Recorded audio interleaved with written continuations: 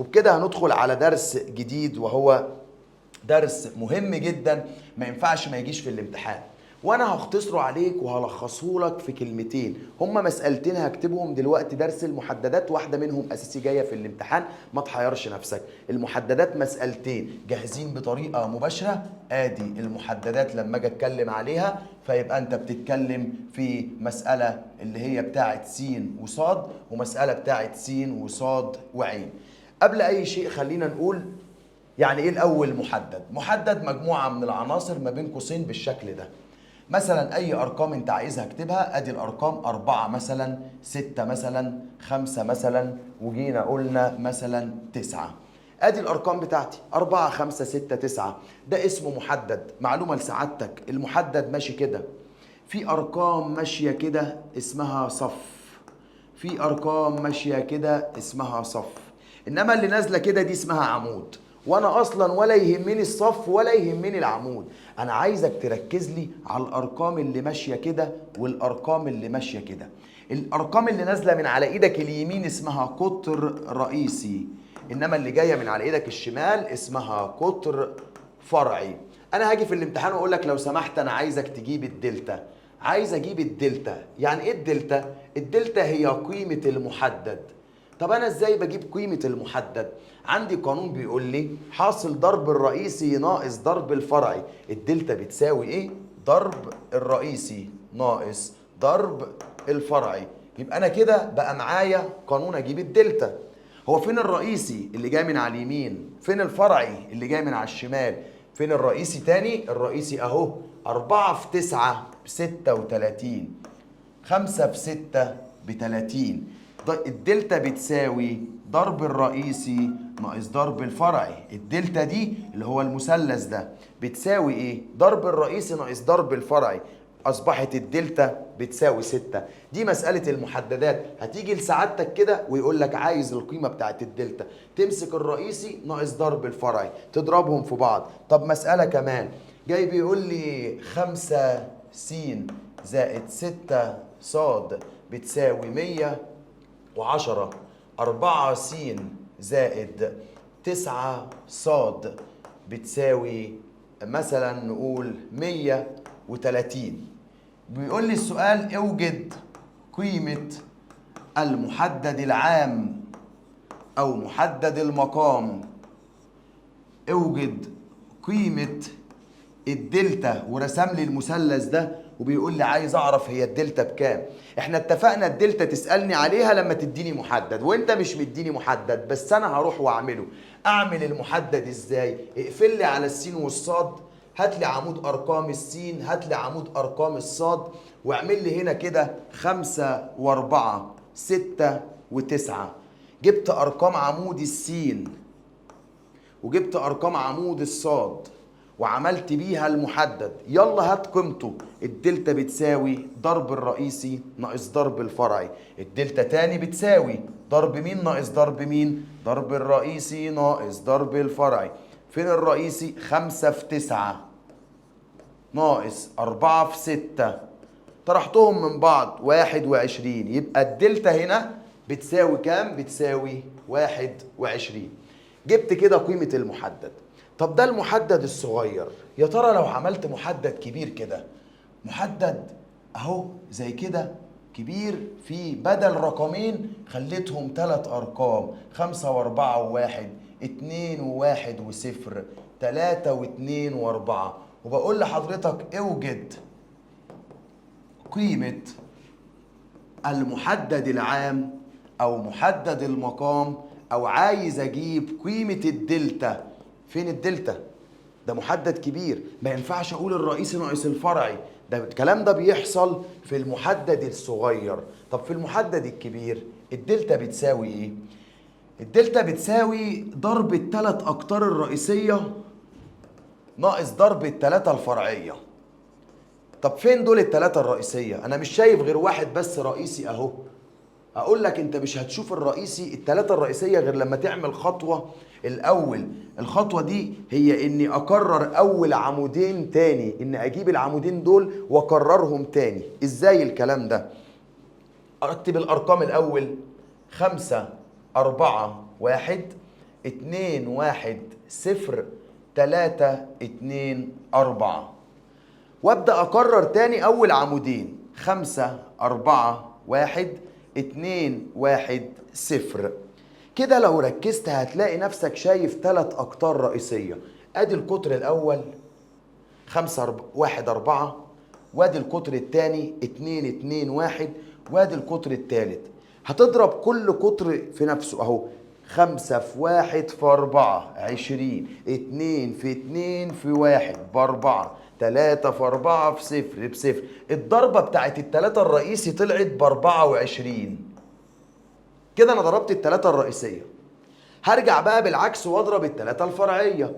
2 في 4 في 4 يبقى راحت طالعالي ب 32. 5 في 2 في 0، 3 في 1 في 1 راحت طالعالي ب 35. يبقى ضرب التلاتة الرئيسية طالعة بكام؟ طالعة ب 35. يبقى إذا أصبحت الدلتا بتاعتي بتساوي إيه؟ الدلتا بتساوي ضرب التلاتة الرئيسية ناقص ضرب التلاتة الفرعية. طب والتلاتة الرئيسية طلعوا عاملين 24 والفرعية 35، يبقى 24 ناقص 35 راحت طالعالي بسالب 11. كده أنا جبت الدلتا. يبقى الدلتا بتساوي ضرب التلاتة الرئيسي. التلاتة الرئيسي مش هتشوفهم كده، لازم تكرر أول عمودين علشان تشوفهم. زي كده مسألة كمان، مسألة بتقول لي 4 2 1 3 0 2 1 4 1. عايز أجيب قيمة الدلتا. الدلتا بتساوي ضرب التلاتة الرئيسية ناقص ضرب التلاتة الفرعية. يبقى تاني نكتب القانون الأول. الدلتا بتساوي إيه؟ ضرب التلاتة الرئيسية ناقص ضرب التلاتة الفرعية. عمرك ما هتشوف تلاتة رئيسية وتلاتة فرعية غير لما تكرر أول عمودين. يبقى 4 2 1، يبقى 3 0 1، يبقى 1 4 1. أول عمودين اللي هم 4 2 1 3 0 2. ركز بقى، كل رقم هنا ليه تلاتة رئيسية وكل رقم هنا ليه تلاتة فرعية. يلا بينا. 4 في 0 في 1، 3 في 4 في 1، 1 في 2 في 2. يبقى الحل بتاعها كلها على بعضها ب16. جت منين 16؟ 4 في 0 في 1 زائد 3 في 4 في 1 زائد 1 في 2 في 2، كله ب16. نرجع بقى التلاتة الفرعية. هنلاقي 3 في 2 في 1، 4 في 4 في 1، 1 في 0 في 1. أصبحت الضربة كلها ب 22. يبقى الحل بتاعها إيه؟ الدلتا بتساوي ضرب التلاتة الرئيسية ناقص ضرب التلاتة الفرعية. يبقى الحل بتاعها إيه؟ 22. شيل منهم ال 16، يبقى الحل بتاعها 6. كده اتحلت المسألة. يبقى أنا كده جبت الدلتا في المحدد الكبير. يبقى احنا كده خلصنا المحدد 2 في 2، المحدد الصغير لو جه مباشر او غير مباشر، والمحدد الكبير لو جه مباشر او غير مباشر. تعالى بقى اعلمك المعادلة بتيجي ازاي. بالنسبة للمعادلة ديت، لو انا جيت وكتبت 5 س زائد 6 ص مثلا بتساوي 160، و2 س 4 ص بتساوي نقول كده 60.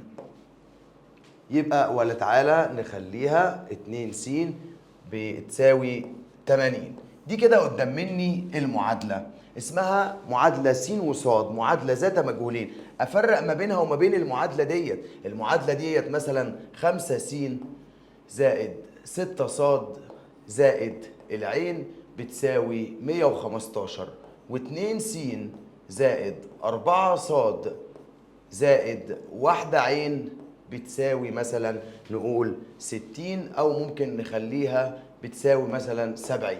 يبقى 2 س زائد 4 ص زائد 2 عين بتساوي 70، وادي 3 س زائد 4 عين بتساوي 50. هنا دي كده معادلة. لو قابلني رقم، لو قابلني رمز ما فيهوش الرقم، افترض ان الرقم دايما بواحد.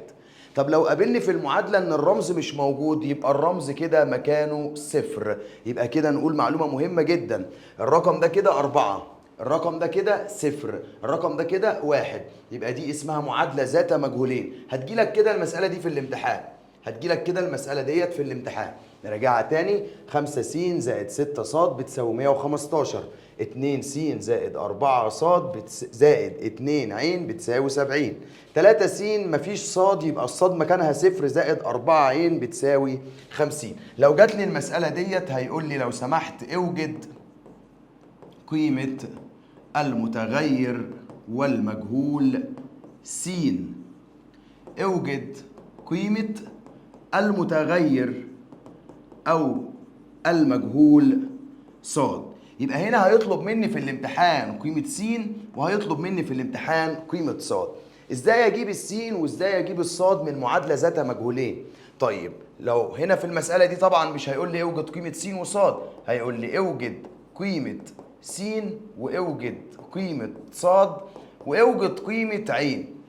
يبقى على نفس المسألة، بس المسألة اللي الثلاث مجاهيل هيطلب 3 حاجات، والمسألة اللي بمجهولين هيطلب حاجتين. وعلى فكرة مش شرط انها مسألة بسين صاد يطلب السين والصاد، ممكن يكون عايز السين بس او الصاد بس، ممكن يكون عايز السين بس او الصاد بس او العين بس. انا في كل الاحوال لما اجي احل معادلة على الآلة، بروح للآلة وادوس على زرار اسمه المود، واختار اسم الدرس بتاعي اسمه EQN. هلاقي عندي في الآلة فتحت لي 4 حاجات. اختار رقم 1 لو كنت عايز اكتب المعادلة دي، اختار رقم 2 لو كنت عايز اكتب المعادلة دي. يبقى كده هدوس على الآلة، هدوس على زرار المود واختار EQN، ادوس رقم 1، الاقي الآلة فتحت لي سطرين بس الحاجات دي فاضية، انا اللي هملاها. المربعات دي كده فتحت لي 4 مربعات كده اهو، 3 كده تحت و3 كده فوق بس فاضيين. اروح انا اكتب الارقام دي بايديا، اكتب 5 وادوس يساوي، 6 وادوس يساوي، 160 وادوس يساوي، 2 وادوس يساوي، 4 وادوس يساوي، 80 وادوس يساوي. واحدة يساوي هلاقي الآلة عملت لي كده اكس بتساوي 20. واحدة كمان يساوي على الآلة هلاقيها بتقول لي واي بتساوي 10. أنا كده فهمت إيه؟ فهمت إن السين ب20، وفهمت كده إن الصاد ب10. يبقى تاني من الأول، دوست على المود، دوست على المود، اخترت EQN، دوست على رقم 1، لقيت الآلة عملت لي 3 مربعات فوق كده و3 مربعات تحت. بكتب من على اليمين، اكتب الرقم وادوس يساوي وما حركش الاسهم، هي الآلة بتحرك لوحدها. طب ولو انا عايز اكتب ديت، لو انا عايز اكتب المعادلة ديت، فالمعادلة ديت هنا كده هو جاي مش مديني هنا في المسألة ديت، بيقول لي ايه؟ بيقول لي انا ما عنديش صاد، انا هنا كده ما عنديش صاد سايبها فاضية، وهنا كده عندي 3 س و4 عين، والصاد مكانها فاضي. احنا اتفقنا ان لو الصاد فاضيه بصفر، وديت كده مساله ب3 مجاهيل، هروح للاله وادوس على زرار المود واختار EQN. بس هنا هدوس على رقم 2 مش هدوس على 1. هلاقي الاله عملت لي 3 سطور كده، وكل سطر فيه 3 خانات، 3 سطور تحت بعض كده فاضيين، وبتقول لي اكتب. اروح انا جاي كاتب الارقام بتاعتي. يلا كام ديت؟ 5 وادوس يساوي، 6 وادوس يساوي، 1 وادوس يساوي، 115 وادوس يساوي، 2 4 2 70، 3 0 4 50، واحدة يساوي. جبت الاكس، جبت الواي، جبت الزد. لما ادوس دوسة يساوي هلاقي الآلة بتقول لي اكس بتساوي 10، واي بتساوي 10، زد بتساوي 5. يبقى انا كده جبت السين وجبت الصاد وجبت كمان العين. يبقى النواتج بتاعتي طلعت لي معايا اهي، س صاد عين، س صاد هنا وس صاد عين هنا. ندي مسألة تانية، او مش هنقول مسألة تانية، احنا كده عرفنا ان السين ب20 وب10. ممكن نمسح كل ده كده تاني ونشوف بقى في الامتحان. هزود طلبات تاني كده، كل EQN خلصت. نرجع تاني للمسألة بتاعتنا. لما قلت لك عايز قيمة السين عملت ايه؟ ولما قلت لك عايز قيمة الصاد عملت ايه؟ دوست على زرار المود واخترت EQN ودوست على رقم 1، طلعت لي اكس اللي هي س ب20، طلعت لي واي اللي هي صاد ب10. على نفس المسألة ديت لو بقول لك عايز قيمة المحدد العام، فاكر السؤال ده كنا بنسأله في الدرس اللي فات. قيمة المحدد العام، فأنا هعمل محدد واروح واجيب عناصر السين اللي هي 5 و2، واروح واجيب عناصر الصاد اللي هي 6 و4، واجيب الدلتا اللي هي بتساوي ضرب الرئيسي ناقص ضرب الفرعي. ضرب الرئيسي ب20 ضرب الفرعي ب12، يبقى الدلتا بتساوي 8. كده انا طلبت منك 3 حاجات على نفس المعادله، عايز س وعايز صاد، يبقى بالاله مود واي كيو ان. عايز قيمه المحدد العام اللي هي الدلتا، يبقى الدلتا بعمل محدد واجيب النواتج، ده الدرس القديم. طيب لو انا بقى عايز حاجه اسمها دلتا س او عايز دلتا صاد، مش انت جبت الدلتا اهي ب8 وانت جبت السين ب20، الدلتا في السين بتساوي دلتا س، يعني قصدك تقول ايه؟ الدلتا ب8 والسين ب20، 8 في 20 يبقى دلتا س بتساوي 160. طب لو انا عايز دلتا صاد، الدلتا في الصاد هتساوي دلتا صاد، الدلتا ب8 الصاد بال10، الدلتا في الصاد هتساوي 80. ده بالنسبة للمسألة دي. طيب من شوية في المسألة ديت كان معايا اكس وكان معايا واي وكان معايا زد، دي ب10 ودي ب10 ودي ب5. لو انا عايز اجيب الدلتا هنا، لو انا عايز اجيب الدلتا في المسألة ديت، طيب هنمسح المسألة ديت كده، احنا مش عايزينها خلاص. هنروح على المسألة اللي بعدها اللي هي الكبيرة، دلتا س صاد عين. هنمسح كل دوت كده. لو انا على نفس المسألة ديت عايز اجيب الدلتا، انا طبعا جبت ايه من شوية؟ جبت السين، جبت الصاد، جبت العين. عايز اجيب الدلتا فلازم اعمل محدد كبير. ارقام المحدد اهي: 5 2 3 6 4 0 1 2 4. طبعا لما اجي اجيب الدلتا في المحدد ده انا بكرر اول عمودين. هكرر اول عمودين ازاي؟ 5 2 3 6 4 0، والدلتا بتساوي ضرب التلاتة الرئيسي ادي 80، 6 في 2 في 3 ادي 36، 1 في 2 في 0 بصفر، الضربة كلها عاملة 116. انا كده بجيب الدلتا. التلاتة الفرعي بقى 6 في 2 في 4 ب 48، 5 في 2 في 0 بصفر، 1 في 4 في 3 ب 12. أصبحت الضربة كلها عاملة 60، يبقى 116 ناقص 60 عاملة 56. هي دي مين؟ دي الدلتا. اسمع بقى، الدلتا لو اتضربت في السين تديني دلتا س، لو اتضربت في الصاد تديني دلتا صاد، لو اتضربت في العين تديني دلتا عين. اصبح انا كده اقدر اجيب 56 في 10، 56 في 10، 56 في 5 تديني 560، 560 280. مين دي؟ دلتا س، دلتا صاد، دلتا عين. يبقى كده لما يجي لي في المسألة 4 س زائد 3 صاد بتساوي 100، و2 س زائد 5 صاد بتساوي 120، ويقول لي عايز قيمة المحدد العام وعايز الدلتا، عايز قيمة س، عايز قيمة صاد، عايز قيمة دلتا س، عايز قيمة دلتا صاد. أبدأ أجيب الدلتا الأول، أعمل محدد وأجيب أرقام السين وأجيب أرقام الصاد. أدي 4 وأدي 2 وأدي 3 وأدي 5. الدلتا بتساوي ضرب الرئيسي ناقص ضرب الفرعي.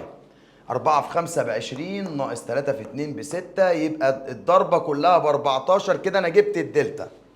عايز أجيب س وصاد، أروح في الآلة وأدوس على زرار المود، أختار EQN وأدوس على رقم 1.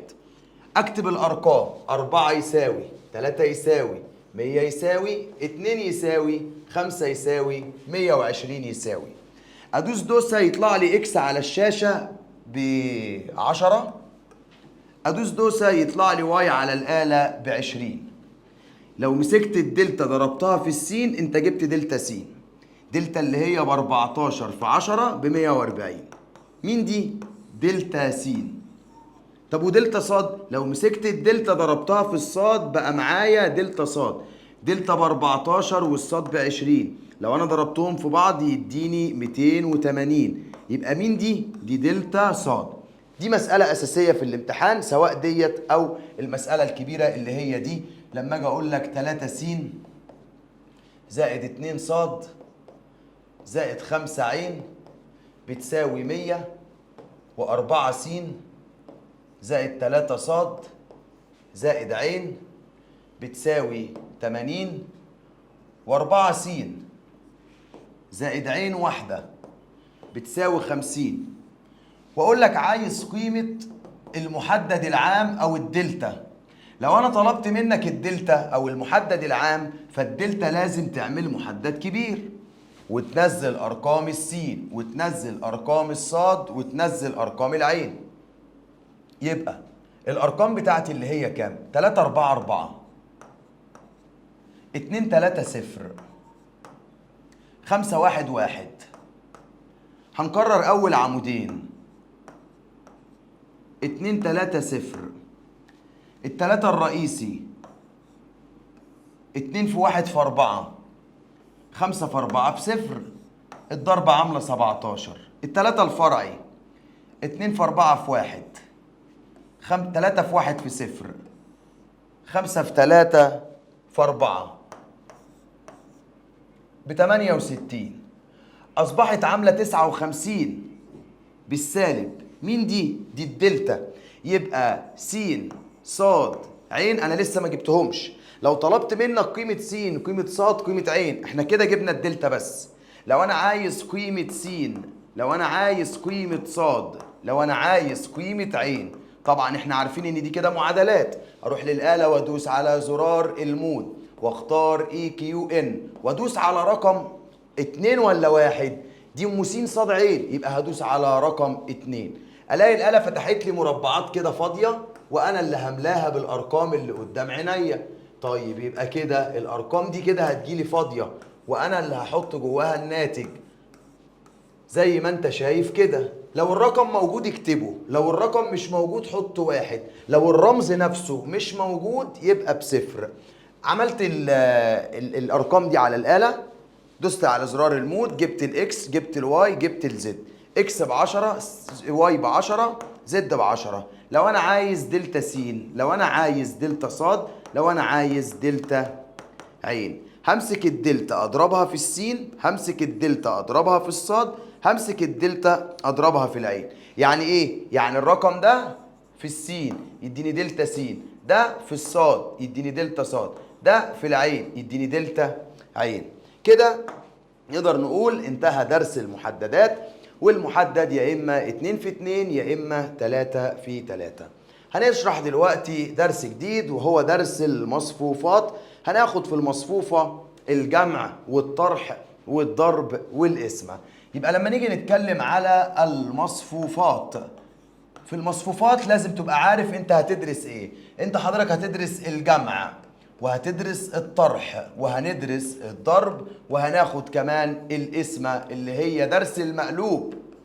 يبقى كده دي الدروس بتاعت الرياضة. الجمع والطرح سريعا كده في مرة واحدة. الجمع هدي لك اللي ينفع يتجمع واللي ما ينفعش يتجمع. ادي مصفوفة، ادي مصفوفة كمان اهو. لو هنوسع كده الدنيا عشان الناس تركز، ده زائد ده زائد ده زائد ده زائد ده، وادي مصفوفة اهي. مصفوفة بخمسة واربعة وتلاتة واتنين، زائد مصفوفة بتلاتة وستة واتنين وتسعة، مفيش مشكلة. مصفوفة باربعة وخمسة وتلاتة واتنين، زائد الرقم سبعة. مصفوفة تلاتة اتنين واحد اربعة ستة اتنين، زائد مصفوفة خمسة اربعة تلاتة. كون ان اقول لك اجمع لي مصفوفتين يعني عيش لي الاتنين في مصفوفة واحدة، يعني عيش لي المصفوفتين في مصفوفة واحدة. معنى الجمع ان اجمع دول وادمجهم واخليهم في واحدة بس، واجمع دول وادمجهم واخليهم في واحدة بس، واجمع دول وادمجهم واخليهم في واحدة بس. هقول لك القاعدة وانت اللي هتحل لوحدك. لا يمكن جمع مختلفين، يعني اللي مش شبه بعض ما بيتجمعوش.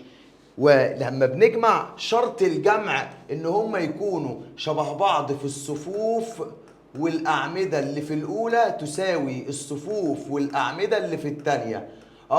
يبقى الجمع لو دي عمودين يبقى دي عمودين، لو دي صفين يبقى دي صفين. دي هتنفع تتجمع، لكن دي مش هينفع تتجمع، ودي مش هينفع تتجمع، لأن دي بعمودين ودي بتلاتة، دي بثلاث صفوف ودي بصف واحد، مش هينفع يتجمعوا. بص صف اتنين تلاتة، وهنا في كام صف؟ صف واحد، يبقى هما مش شبه بعض. اروح على الاجابات واختار لا شيء. طب مصفوفة زائد رقم برضو ما ينفعش، اروح على الاجابات واختار لا شيء. طب ولو لقيت بقى الاتنين شبه بعض اجمعها ازاي؟ كل رقم هيتجمع زائد الرقم اللي واقف في نفس المكان، يبقى الخمسة هتروح للتلاتة فيبقى الحل 8، والاربعة هتروح للستة فيبقى الحل 10.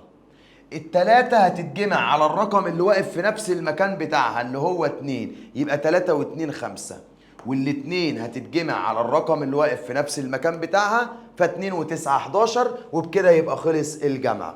ومعلومة بقى ليك عشان تذاكر الجمع والطرح مع بعض، اللي يمشي على الجمع يمشي على الطرح. يعني أنا لو جيت وعدلت كده في المسألة وخليت يا سيدي كده بدل ده زائد ده ناقص ده، عادي جدا عادي جدا هروح واطرح كده، هشيل ده كده خالص ونحلها من اول وجديد. اولا مش هينفع يطرحوا ومش هينفع يطرحوا، يبقى برضه هيفضلوا في الجمع والطرح لا شيء، سواء بقول لك اجمعهم او بقول لك اطرحهم، في كل الاحوال لا شيء، لان لا يمكن جمع ولا طرح مختلفين. خلينا في اللي فوق، بقول لك اطرح لي الاتنين دول من بعض، عادي جدا، بدل ما الرقم بيتجمع على اللي واقف في نفس المكان هيطرح منه. فخمسة ناقص 3 2، 4 ناقص 6 سالب 2، 3 ناقص 2 1، 2 ناقص 9 سالب 7. وطبعا انت ما تفكرش، انت احسبها على الآلة عشان ما تلخبطش في السالب والموجب، فانت ما تفكرش على الآلة على طول، خلي الآلة هي اللي تحل. كده نقدر نقول ان احنا خدنا الجمع وخدنا كمان الطرح. هنقول القسمة والضرب سريعا. لما نيجي نتكلم على القسمة أو المقلوب أو المعكوس أو ألف أس سالب 1 أو مقياس ألف أو ألف شرطة على دلتا، شفت كده؟ كل دي أسامي الدرس بتاعنا، ولا تهمني ولا أصلا عايز أعرف أساميها. أنا هتجيلي مصفوفة كده ويقول لي في المصفوفة بتاعت اللي قدامي ديت لو سمحت المصفوفة ديت أرقامها 3 ومثلا 4 ومثلا 5 ومثلا 9، دي أرقام المصفوفة بتاعتي. وهيطلب مني شوية أسئلة. رقم 1 عايز قيمة المصفوفة، يعني عايز الدلتا، والدلتا أمرها سهل، هنجيب الدلتا على طول. احنا طبعا عارفين الدلتا هتيجي ازاي. لو طلبت منك قيمة المصفوفة فهقول لك عايز قيمة المصفوفة أو الدلتا، وانت عارف الدلتا بتيجي ازاي، احنا عارفينها كويس قوي. الدلتا بتساوي ايه؟ ضرب الرئيسي ناقص ضرب الفرعي. كده كده احنا عارفين ان الرئيسي ده اللي جاي من على اليمين، اللي جاي من على ايدك اليمين اسمه القطر الرئيسي، والتاني ده اللي هو القطر اللي اسمه الفرعي، ده عارفينه من درس المحددات. يبقى الدلتا بتساوي ضرب الرئيسي 3 في 9 ناقص ضرب الفرعي 5 في 4 يبقى ناقص 20، يبقى الدلتا بتساوي كام؟ الدلتا بتساوي 7. يبقى 3 و9 و5 و4 اهي، 3 و9 و5 و4 اهم قدام مني موجودين. كده انا جبت قيمة المصفوفة. تعال نروح ونجيب بقى المصفوفة اللي هي اسمها مصفوفة المتممات أو مصفوفة المرافقات، يسميها زي ما يسميها. لما أطلب منك المتممات أو أطلب منك المرافقات افتكر الثلاث خطوات دول. إيه الخطوة الأولى؟ بدل رئيسي وبدل فرعي وغير إشارات الفرعي. مش فاهم؟ أنا أفهمك دلوقتي حالا. يعني إيه؟ بدل رئيسي، هو فين الرئيسي؟ الرئيسي عندي 3 و9، بدلهم هاتهم مكان بعض يبقى 9 و3. فين الفرعي؟ اهم 4 و5، بدلهم هاتهم مكان بعض يبقى 4 و5، يبقى بدل رئيسي بدل فرعي غير اشارات الفرعي. يعني ايه؟ يعني الفرعي لو هو موجب خليه سالب، لو هو سالب خليه موجب. طب هو موجب خليه سالب. مين ديت كده؟ دي اسمها مصفوفة المرافقات. طيب بعدها هيطلب مني حاجة اسمها المبدلة. يعني ايه المبدلة؟ المبدلة دي مصفوفة تبدل حالها وتحول صفها لعمود. المبدلة اتبدل حالها وتحول الصف اللي ماشي كده لعمود ماشي كده، يبقى تحول الصف إلى إيه؟ إلى عمود. يبقى المصفوفة المبدلة. يعني إيه المبدلة؟ يعني المصفوفة تبدل حالها وتحول صفها لعمود. المصفوفة الأصلية ولا المتممات؟ لا المتممات. مالها المتممات؟ اتبدل حالها وتحول صفها لعمود. الصف 9 سالب 4 بقى 9 سالب 4 عمود. الصف سالب 5 و3 بقى سالب 5 و3 عمود. مين دي؟ دي المبدلة. لو جيت وطلبت المقلوب يبقى المقلوب بيساوي، روح وهات المبدلة اللي هي 9 سالب 5 سالب 4 و3، واقسم كل رقم فيها على الدلتا. هي الدلتا كانت بكام؟ الدلتا كانت ب7، يبقى كله على السبعة على السبعة على السبعة. مين دي؟ دي كده اسمها ايه؟ دي كده اسمها المقلوب. يبقى المقلوب هيطلب منك خطوات بالترتيب. رقم 1 القيمة، 2 المتممات، 3 المبدلة، 4 المقلوب. دي خطوات ثابتة لازم تطلب منك بالترتيب. معلومة، لو قال لك عايز المبدلة يبقى لازم تروح تجيب المتممات الأول، لأن أنت بتبدل المتممات. مسألة أخيرة أهي، مسألة أهي قدامي. 3 4 سالب 2 وجينا حطينا مثلا 5، وطلبت منك الدلتا وطلبت المتممات وطلبت المبدلة وطلبت المقلوب. الدلتا رئيسي ناقص فرعي، يبقى الدلتا هتساوي ايه؟ رئيسي، فين الرئيسي؟ 3 في 5 ناقص سالب 2 في سالب 4 بسالب 8، يبقى الدلتا طلعت بتساوي 23. كده انا جبت الدلتا. عايز المتممات. حد فاكر؟ بدل رئيسي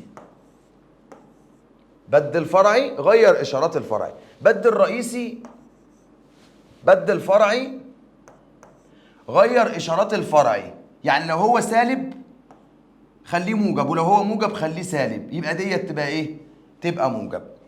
هات المبدلة. مين هي المبدلة؟ المبدلة تبدل حالها وتحول صفها إلى عمود.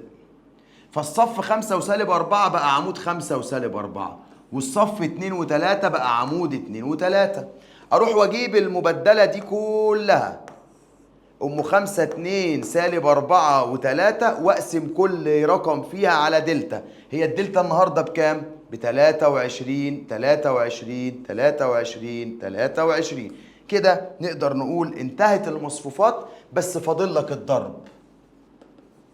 الضرب كلمتين، امسك الصف اضربه في العمود. يعني ايه؟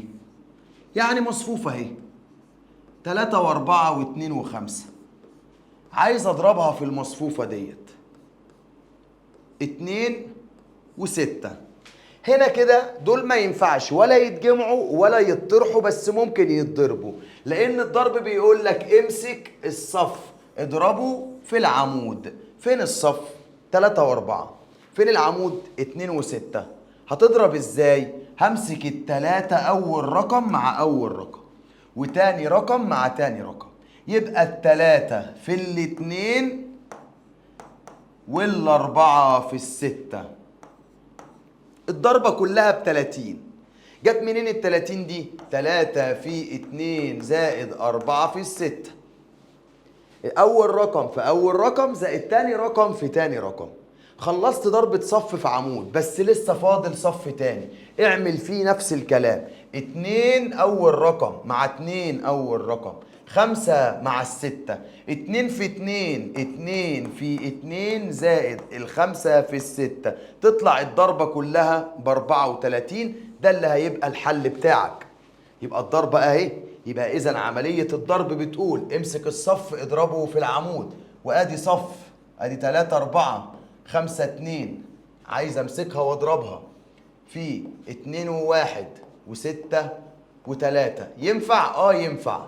هتضرب ازاي؟ امسك الصف اضربه في العمود، امسك الصف اضربه في كل الأعمدة اهو. هتضرب ازاي؟ اهو 3 و4 في 2 و1، 3 في 2 ب6 و4 في 1 ب4، 3 في 6 زائد 4 في 3، 3 في 6 زائد 4 في 3 ب40 اهو، 3 في 6 ب18 و4 في 3 ب12، يبقى الضربة كلها هي ب30. خلصت الصف في العمودين، امسك الصف اللي بعده في العمودين كمان. 5 في 2 1 و2 في 1، 5 في 2 ب10 و2 في 1 ب2. تاني 5 و2 في 6 و3، الخمسة في الستة والاتنين في التلاتة، يبقى الضربة ب36. اتحلت المسألة اهي. يبقى إذا عملية الجمع في الدرس بتاع المصفوفة عندي جمع، عندي طرح، عندي ضرب، عندي قسمة. لازم أركز، جمع وطرح لازم يكونوا متشابهين زي كده ويطلعوا واحدة شبههم، واحدة بأربع أرقام تطلع لك واحدة بأربع أرقام، أول رقم زائد أول رقم يدوني الرقم في نفس المكان، تاني رقم زائد تاني رقم يدوني الرقم في نفس المكان أهو، الرقم ده زائد اللي في نفس المكان يدوني الرقم في نفس المكان. إنما الضرب لأ، لما أجي أضرب مصفوفة في مصفوفة فأنا بمسك الصف أضربه في العمود، وأول رقم مع أول رقم وتاني رقم مع تاني رقم. إنما القسمة عندي كذا خطوة، عندي دلتا وعندي متممات وعندي مبدلة وعندي مقلوب. الدلتا ضرب الرئيسي ناقص ضرب الفرعي، المتممات بدل رئيسي بدل فرعي غير إشارات الفرعي، المبدلة تبدل حالها وتحول صفها لعمود، والمقلوب المبدلة هي بجيبها وأقسمها على الدلتا. كده نقدر نقول إن احنا خلصنا في الرياضة اللام والقاف والمحددات والمصفوفات، وهندخل دلوقتي على أهم درس وهو درس المفكوك.